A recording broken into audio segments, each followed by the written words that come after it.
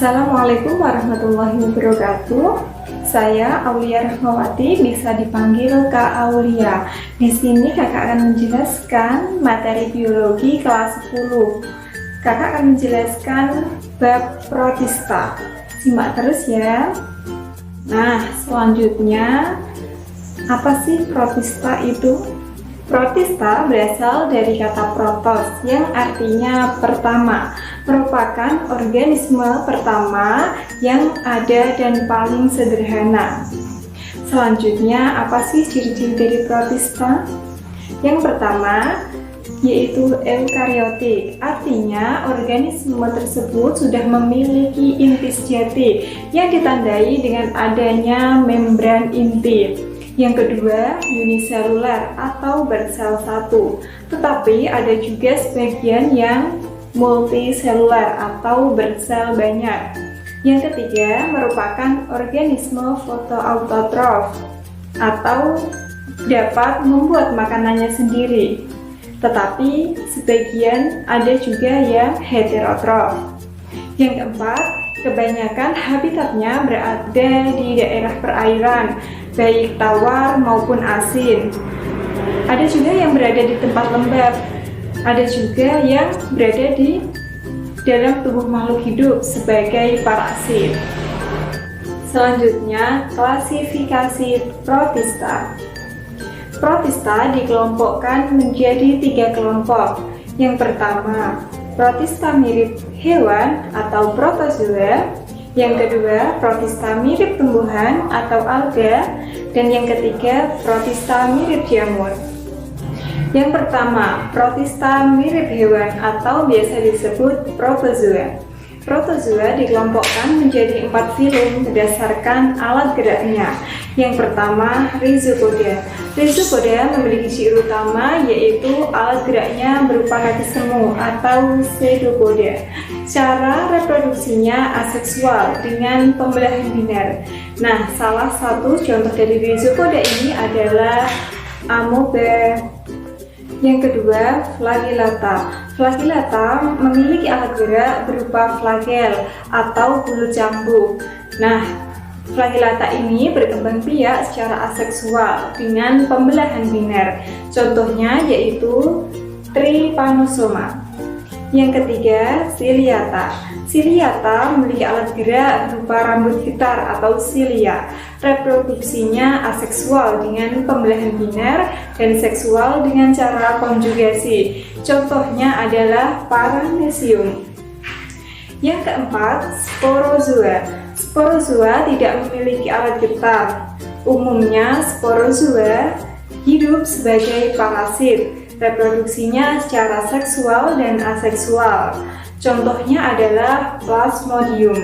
Plasmodium merupakan penyebab penyakit malaria yang terjadi pada manusia. Kelompok protista yang kedua yaitu protista mirip tumbuhan atau alga. Alga atau ganggang merupakan protista fotoautotrof yang dapat membuat makanannya sendiri dengan cara fotosintesis. Meskipun kelompok ini memiliki klorofil dan mampu untuk berfotosintesis seperti tumbuhan pada umumnya, namun alga atau ganggang tidak memiliki bentuk tubuh yang sama seperti tumbuhan, karena bentuk tubuhnya tidak bisa dibedakan antara akar, batang, maupun daunnya. Nah, protista mirip tumbuhan dibagi menjadi 6 filum yang dikelompokkan berdasarkan pigmen dominan yang dimilikinya.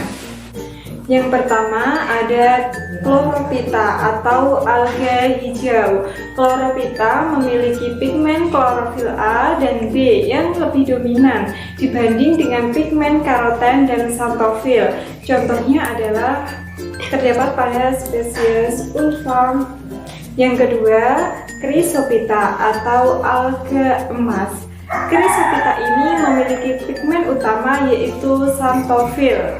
Nah, contoh dari Chrysophyta ini adalah diatome atau navicula. Yang ketiga, Phaeophyta atau alga coklat. Phaeophyta ini memiliki pigmen vicosanthin atau coklat yang lebih dominan. serta pigmen klorofil A dan klorofil C.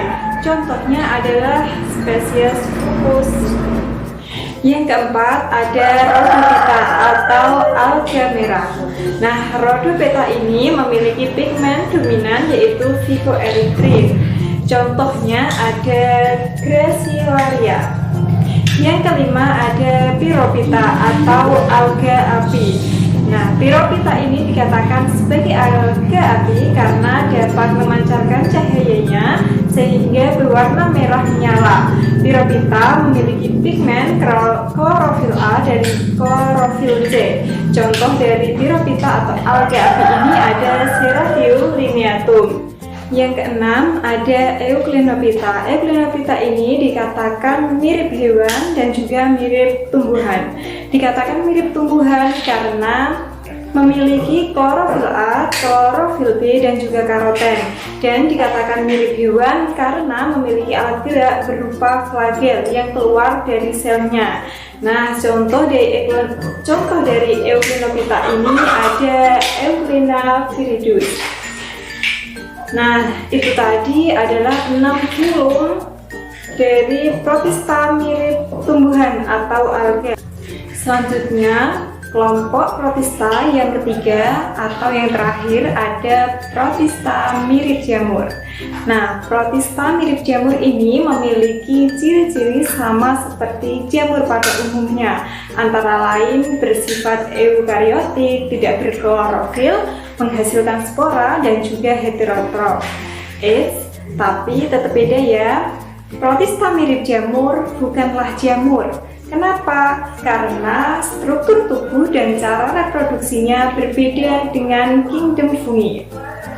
Nah, selanjutnya Protista mirip jamur ini dibedakan menjadi dua kelompok. Yang pertama ada Mycomycota atau jamur lendir. Yang kedua Oomycota atau jamur air. Oke, itu tadi penjelasan singkat dari Kakak materi Protista dan klasifikasinya. Semoga bermanfaat untuk adik-adik semuanya ya.